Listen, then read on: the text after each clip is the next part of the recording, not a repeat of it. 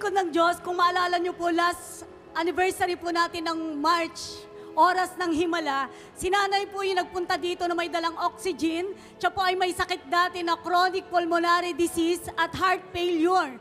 May sakit po akong COPD, yung sa paghinga po, konting galaw lang. Hingalin po ako, konting alikabok lang, may rapan po akong huminga.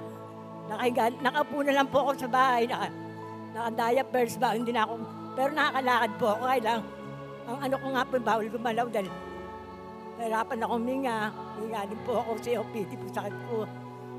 Taas niyo po dalawa niyong kamay. Isa pa. Lord, thank you for healing nanay. Thank you, thank you, thank you.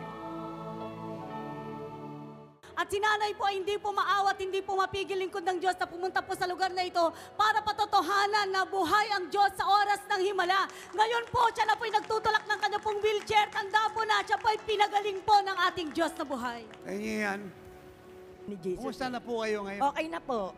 Eh, para saan pa ito ngayon? Wala po, dala-dala ko ano po para pag napapagod po ako. So kahit wala ito, nakakalakad? Nakakalakad Sige, po ako. lakad.